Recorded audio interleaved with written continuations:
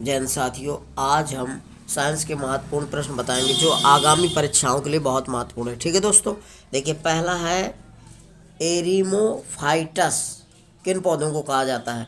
तो दोस्तों जो रेगिस्तान या स्टेपी में उगने वाले पौधे हैं उनको एरिमाफाइटस कहा जाता है। ध्यान रखना, रेगिस्तान या स्टेपी में उगने वाले पौधों को क्या कहा जाता है? एरिमोफाइटस। ध्यान रखिएगा, रेगिस्तान में उगने वाले पौधों को क्या बोलते हैं? एरिमोफाइटस।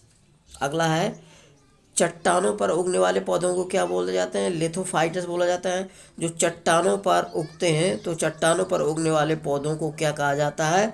लिथोफाइटस। ध्यान रखिएगा। अगला है बालू में उगने वाले पौधों को क्या बोला जाता है? सेमोफाइटस। ध्यान रखना, बालू में उगने वाले पौधों को कहा जाता है सेमोफाइटस। जो रेगिस्तानी इलाके में या जहाँ रेत पाई जाती है उसमें उगने वाले पौधों को बोला जाता है सेमोफाइटस। ध्यान रखना, बालू में उगने वाले पौधों को क्या बोला जाता है? सेमोफाइटस। अगला है काष्ठीय झाड़ीदार पौधे को क्या कहलाते हैं? काष्ठीय झाड़ीदार पौधे क्या कहलाते हैं? स्क्लेरोफाइटस। स्क्लेरोफाइटस कहलाते हैं। ध्यान रखना, स्क्लेरोफाइटस कहलाते हैं। स्क्लेरोफाइटस कहलाते हैं। कौन से? काष्ठीय झाड़ीदार पौधे क्या कहलाते हैं? स्क्लेरोफाइटस। ध्यान रखना।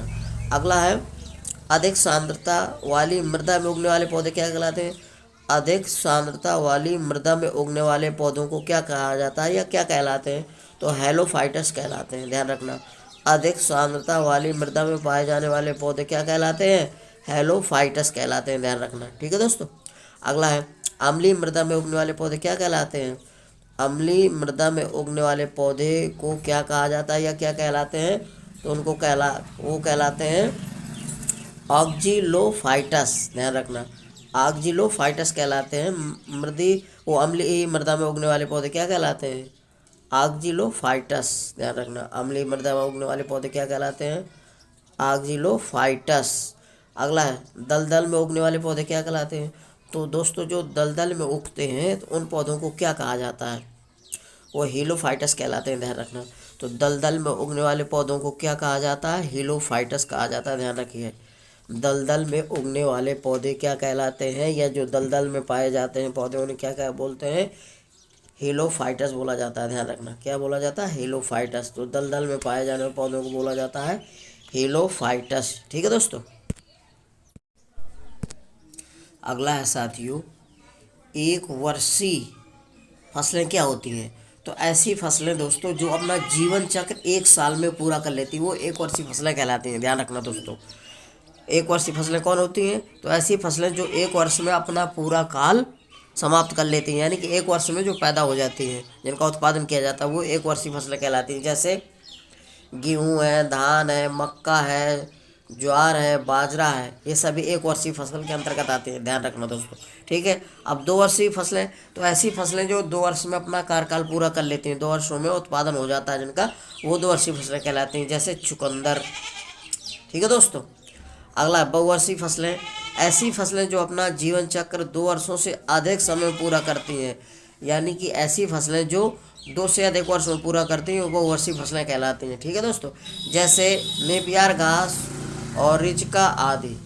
ध्यान रखना है, नेपियर घास पूछा जाता है 1 वर्षीय, 2 वर्षीय, बहुवर्षीय। तो बहुवर्षीय नेपियर घास और रिचका, ये दोस्तों बहुवर्षीय फसलें होती हैं। ध्यान रखिएगा, परीक्षा की दृष्टि से बहुत महत्वपूर्ण है। अगला है ऋतुओं के आधार पर फसलों को बांटा गया है। अब खरीफ की फसलें क्या होती हैं? तो जो जून जुलाई में बोई जाने वाली फसलें कब क्या कहलाती हैं? खरीफ की फसलें कहलाती हैं। जून जुलाई में जिन फसलों की बुवाई होती है या बोई जाती है वो फसलें क्या कहलाती हैं? खरीफ की फसलें कहलाती हैं।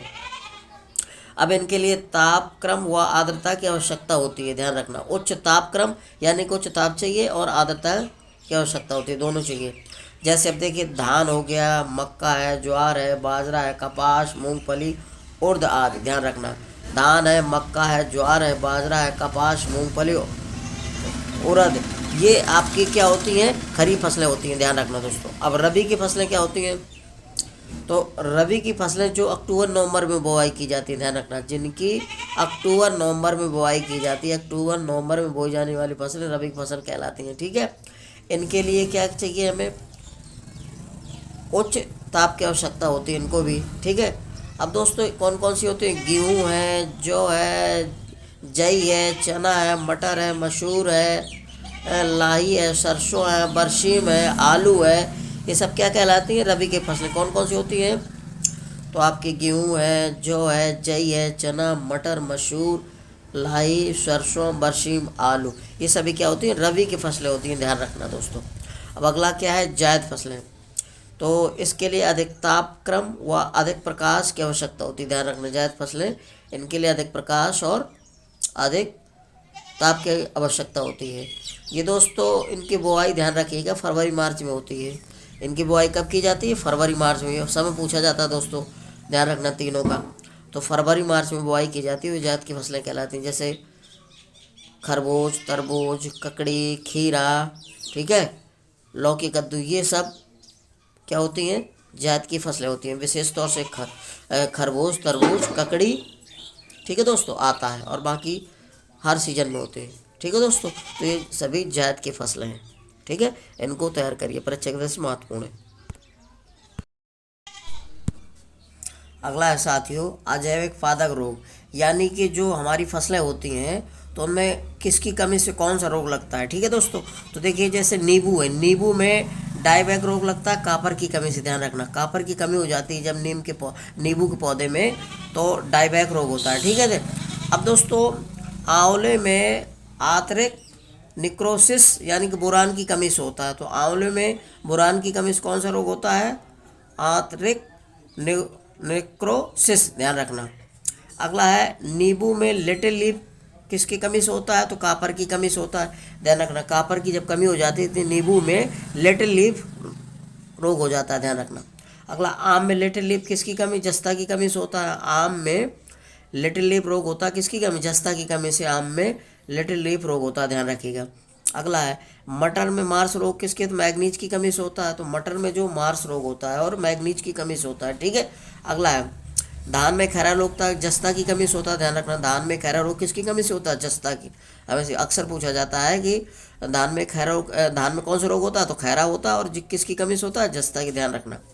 अगला है फूल गोभी में व्हीप टेल किसकी कमी से होता है, तो मोलिब्डेनम की कमी से होता है, ध्यान रखना। फूल गोभी में व्हीप टेल किसकी कमी से होता है, मोलिब्डेनम की कमी से होता है, ठीक है।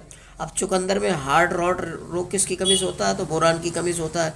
चुकंदर में कौन सा रोग होता है, हार्ट रॉट है, और इसके बाद किसकी कमी से होता है, बोरान की कमी से, ध्यान रखना। दो प्रकार से पूछा जा सकता है कि हार्ट रॉट किस में होता है, तो चुकंदर में। कौन सी फसल में होता है, चुकंदर में। किसकी कमी से, बोरान से। अगला है आलू का ब्लैक हार्ट रोग किस में होता है, पूछा जाता है आलू में कौन सा रोग होता है, ब्लैक हार्ट रोग किस फसल में होता है, तो आलू में, ध्यान रखना। ब्लैक हार्ट रोग किस में होता है, आलू में, और ये किसकी कमी से होता है, भंडारण में ऑक्सीजन की कमी से होता है, ध्यान रखना। किसकी, ऑक्सीजन की कमी से। फूल गोभी में ब्राउनिंग रोग होता है, किसकी कमी से, बोरान की कमी से, ध्यान रखना। फूल गोभी में ब्राउनिंग रोग होता है बोरान की कमी से, ठीक है दोस्तों। यदि मेरा वीडियो अच्छा लग रहा है तो मेरे वीडियो को लाइक और सब्सक्राइब अवश्य करिए प्लीज़ साथियों। जय हिंद।